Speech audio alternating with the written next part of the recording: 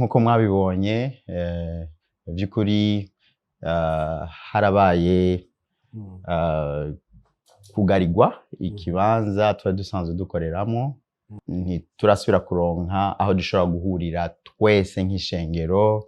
Abandi habaye nk'ibintu nka bijya dushobora kubona habayemo induru, guterana amabuye canke ibindi, ariko twarabonye ko ratanga ijambo ry'ihumure. Wari usanzwe ubizi ko umunsi umwe rizokugarwa canke navyo rusanzwe uzi? Turi mu gihugu kirimo amategeko kandi igihugu cashize Imana imbere mu mabwiriza yacu ya mbere. Mu mabwiriza yacu ya mbere. Ico rero umuntu nkanje sindagifata nka slogan, nk'amajambo abantu baririmba.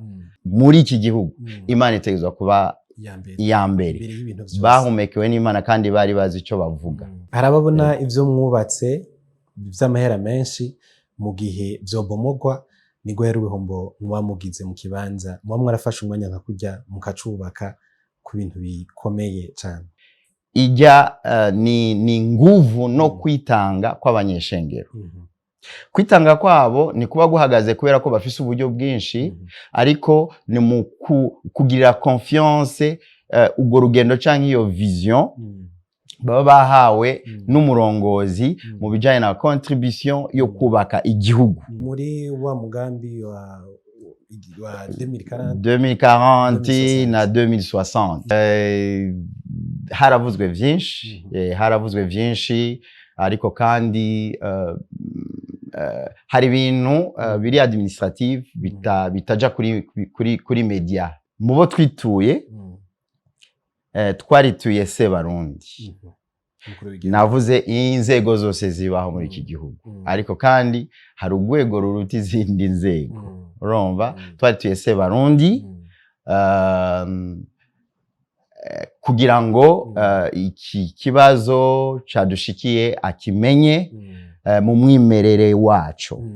Turakenguruka cyane ingene yamavuga ati ahantu hasengerwa, ahantu haba amaculte, n'ahantu hakwiye kubahwa, n'ahantu hakwiye kubahirizwa.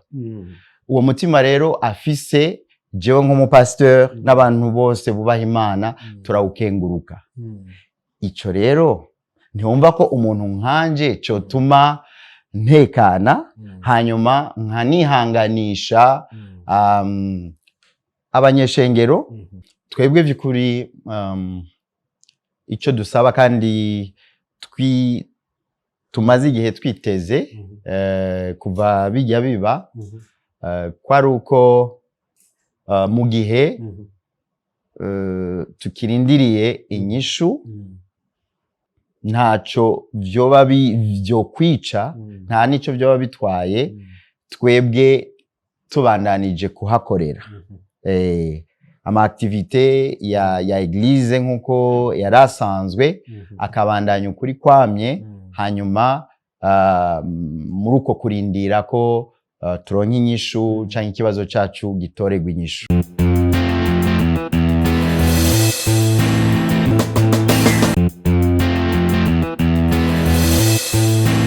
Yes, bakunze open mic. My name is Patrick, kumwe n'umukozi w'Imana Apotre Apollinaire. Ndakuramukije. Mahoro cyane. Umeze neza? Meze neza cyane. Urugendo rwagenze gute mu gihe twari duheruka ku bibuga cinde tubaherekeje mu gihugu ca Amerika muri rusange? Urugendo rwagenze neza. Neza cyane. Haba harimwo ibikorwa byinshi, haba harimwo guhura nabi wacu n'abandi barishira ku nzira yacu, hanyuma tugakora icyatujanye, Imana ikadufasha, hanyuma tukanabibutsa ko bafise iwabo iyo babarizwa, kwasengera, kwitwararika no kugira kwiyumvira imigambi bohakorera. Ibyo vyama mu myitwarariko yacu iyo dufatisha izo ngendo. Muvuye muri ivyo bikorwa, inyuma y'iminsi mike twaraboneka video gasirikira kuri social media, tubona muri mwibarabara ibikorwa vyanyu vyahagaritswe mu vy'urusengero. Vyavuye kuki? Vyari bimeze gute muri rusange? Nkuko mwabibonye, vy'ukuri harabaye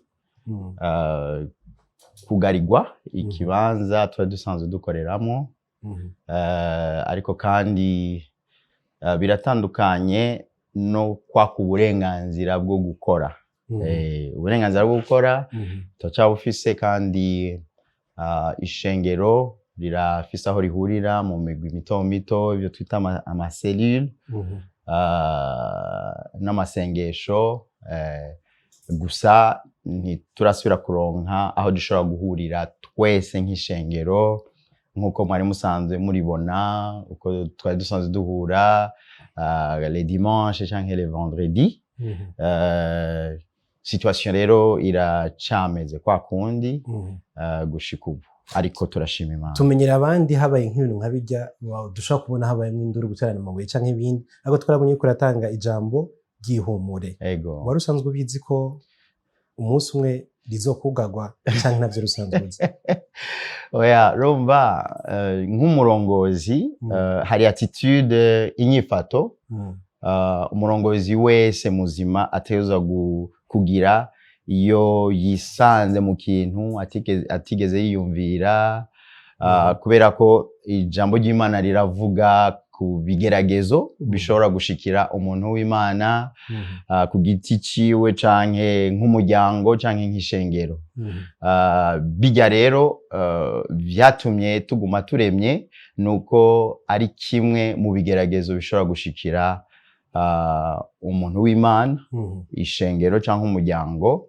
Nico gituma rero jewe nk'umurongozi nategezwa kugumana iyo nyifato, kandi si ibintu umurongozi arinda kwikanira. Ni ibintu biba bigize ama principe, na cane cane hari ibintu umuntu adahubukamwo ngo apfe kuvuga, ngo apfe kureagisha. Ivyo rero ni ibintu nigishijwe kuva nkiri muto. Subu rero ku myaka 50 irenga byo hava binanira kugira inyifato y'umurongozi, inyifato y'umuvyeyi, hanyuma kutatwagwa n'ibishobisho kubera hari ikintu kinsetse kibabaje, hama ngo mpave perdre les pédales nkuko abafaransa bavuga. Nyuma y'ivyo tumaze kubona akavideo uri kuratanga ijambo ry'ihumure, nta rwandiko canke ikindi kintu tugeze tubona gisirikire yaba kuri social media canke ku bwanyu nka eglise yanyu, bimeze gute muri rusangi kuri ico kintu?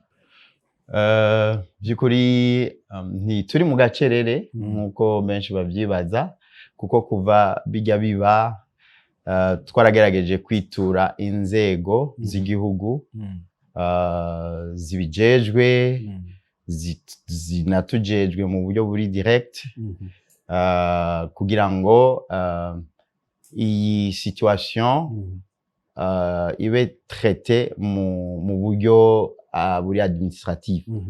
Rero harimwo no gusenga Imana ko niyo nyene igikorwa, ariko kandi kubera ko tuba turi mu gihugu kiri n'amategeko, hanyuma gifise inzego zitorera inyishu bene ivyo bibazo.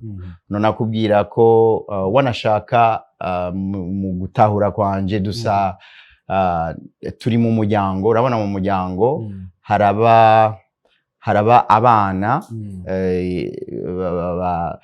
bafuhira abandi, abana bikwegera ko bavuga ati niki nicanje, niki nicanje.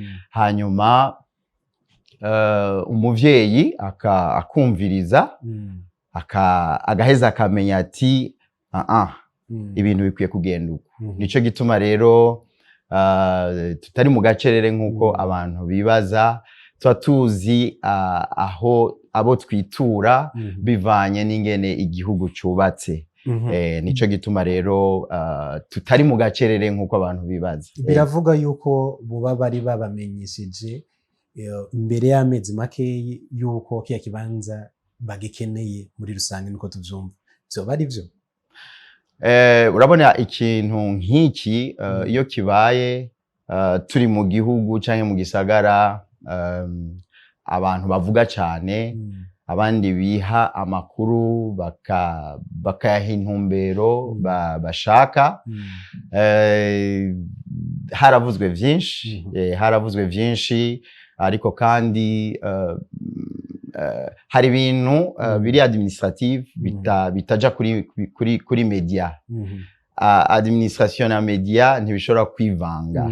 Nico gituma kuvuga ngo byagenze uku ubikeneye kubimenya ntiyo birindirira ngaha kuri media, ahubwo ababijejwe abo biraba nibo baheza bakabivugana. Sino twebwe leta ihakeneye ntawogabira leta, kuko leta n'umuvyeyi, kandi hari ukuntu ikora iyo ukeneye ahantu, hari ukuntu ikora, kuko haba hariho niyo ukeneye umuntu hariho kwandika ukamuha iminsi hama nawe agashobora kwiregura muri ico kiringo, ariko ntibiza fasirima uwo munsi nyene bice uwo munsi nyene, ntibiba mwihutihuti nkuko bamwe baba bavyibaza. Nico gituma rero twafashe iyo nzira yo kuvugana n'ababijejwe kugira ngo bene ico kibazo gitoregwe inyishu biciye mu nzira nziza. Ikibanza n'ici gihugu mukorera mu gihugu, haraba bibaza ati kugira ngo bashobore kubaka hajya ahantu baharonse gute, byagenze gute, ni inzego zabahaye, inzego zibahatse canke barayihaye ahantu nkajya niwo hasimbira kandi niwo haba ngo wubake ukore bijya bikorwa dusanzwe tuko turahakorera wiyadukije, ntibishoboka, nta naho vyoca. Nico gituma nohumuriza abantu baba bakwega amakuru hirya no hino bayaha insobanuro zidafashe. Twebwe ntitwakoreye hajya illegalement, ntitwari no kubishobora. Nico gituma rero tuba dutekanye tukavuga ati intambwe vyagiye birafata, vyagumye quand même ari ibintu biduhumuriza kubera ko ntitwahihaye, ntitwari no kubishobora, ariko kandi dushikiwe n'ikintu nka kijya duca tuvuga ati hari inzira bicamwo, hari ukuntu abantu bahanahana ibintu leta ihakeneye, kanatsinda leta n'abarundi bose. Leta s'umugwi mutonya w'abantu, s'umuntu umwe, leta n'abene gihugu. Nubwo bimeze uko udusobanuriye izo sobanura uko etape zagiye ziragenda, ariko hari abanyeshengero usanzwe urongoye n'umunsi batagifise aho bakoranira, nk'uko mu mabwiriza y'Imana hariho umunsi w'Imana bakoranira hamwe bakava muri ya makarti, ariko kuri bo bakavuga ati ibintu biratevye, umurongozi wacu aratekereje cyane, nta kintu kiravugwa. Ntabwo bufise ko ibintu bishobora kugendera kabucece gushika ikibazo kidatorewe umuti. Igituma ntekanye ca mbere nuko ubuzima bwacu ubwa mbere bwisunga ijambo ry'Imana. Tunemeshwa n'Imana ko ijambo ry'Imana ritubwira ko nta kitugerageza kitari ico dushobora kwihanganira. Ubwo ni urufatiro rwa mbere rutuma dutekanye. Urufatiro rwa kabiri nuko turi mu gihugu kirimo amategeko, kandi igihugu cashize Imana imbere mu mabwiriza yacu ya mbere. Mu mabwiriza yacu ya mbere. Ico rero umuntu nkanje sindagifata nka slogan, nk'amajambo abantu baririmba, ni ab'Imana yahumekeye mu kuvuga ati muri iki gihugu Imana itegerezwa kuba iya mbere, bahumekewe n'Imana kandi bari bazi ico bavuga. Ica kabiri nuko, ica gatatu nako nuko mubo twituye twarituye se Barundi. navuze inzego zose zibaho muri iki gihugu ariko kandi hari urwego ruruta izindi nzego urumva twari tuyese Barundi kugira ngo iki kibazo cadushikiye akimenye mu mwimerere wacu hanyuma tukanakenguruka umutima asanzwe afise ku bijanye n'ahantu ibibanza bisengerwamo ego turakenguruka cyane ingene yamavuga ati ahantu hasengerwa ahantu haba amaculte n'ahantu hakwiye kubahwa n'ahantu hakwiye kubahirizwa uwo mutima rero afise jewe nk'umupasteur n'abantu bose bubaha Imana turawukenguruka ico rero ntiwumva ko umuntu nkanje cotuma ntekana hanyuma nkanihanganisha abanyeshengero bibaza ko vyatevye umwanya ubaye muremure nkabihanganisha burya nta kibera ubusa Imana iriho control kandi Imana niyo twizeye igakora ivyitegerezwa gukora kubw'icubahiro cayo harababona ivyo mwubatse vy'amahera menshi mu gihe vyobomogwa ni guhera ibihombo muba mugize mu kibanza muba mwarafashe umwanya nka kurya mukacubaka ku bintu bikomeye cyane urakoze cyane kuri ico kibazo inyishu yaco iri mu gutahura ubwa mbere ko gusambura ni kimwe ariko usambura iki kijya kintu cubatse si business y'umuntu si business yanje si urudandazwa mvuga ngo je n'umuryango wanje twatanguje kubw'inyungu zacu kijya kintu kiri ijya nyubako iri sacré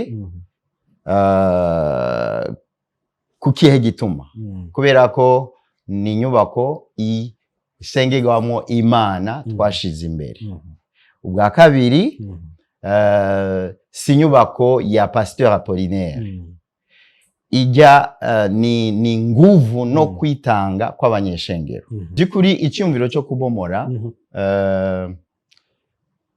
ntikiba coroshe kubera ko ubomoye hakurikira iki ni vyande ubomoye hanyuma bibazwa nde nico gituma rero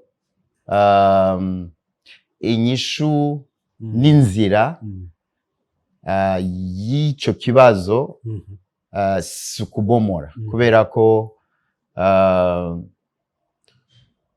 ni ibintu by'abantu ni inyungu rusangi z'abantu rero ntegerezwa kuba mfise ico nsobanurira bene vyo igituma vyobomogwa hanyuma canke ushaka ko bibomogwa akambwira igituma nobwira bene vyo canke wenyene akababwira uti ibintu bitegezwa kubomogwa kubera uku nuku nuku nuku akenshi niyo habomowe barakunda kuca babarangira nk'inyinshi ati mushobora kwimukira ahandi uku ibaza ko ari muri izo nzira ubundi kubera ko leta aba ari umuvyeyi wa twese ibifise inyishu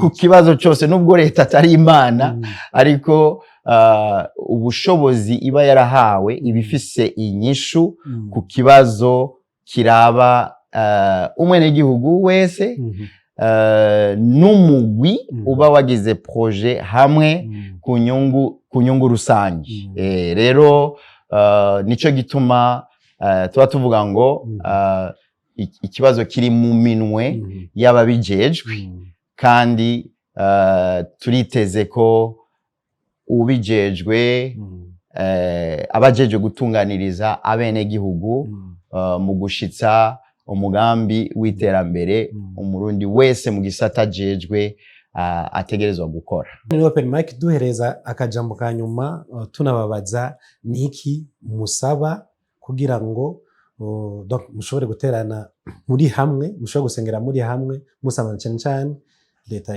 y'u Burundi cyane cyane ko isanzwe ari umuvyeyi wacu, banashira n'Imana imbere mu bintu byose bakora muri rusange. Twebwe by'ukuri icyo dusaba kandi tumaze igihe twiteze kuva bijya biba, ntacyo vyoba byo kwica, nta nicyo vyoba bitwaye twebwe tubandanije kuhakorera ama activité ya eglise nkuko yarasanzwe, akabandanya ukuri kwamye, hanyuma muri uko kurindira ko turonka inyishu canke ikibazo cacu gitoregwa inyishu. Abantu bakava mu makartier, mu mazu sinzwe basengeramo, bakaronka aho bashobora gukoranira, abantu bakava muri uko gusanzara, hanyuma bagahurira hamwe nkuko vyahora. Murakoze. Murakoze namwe. Asante.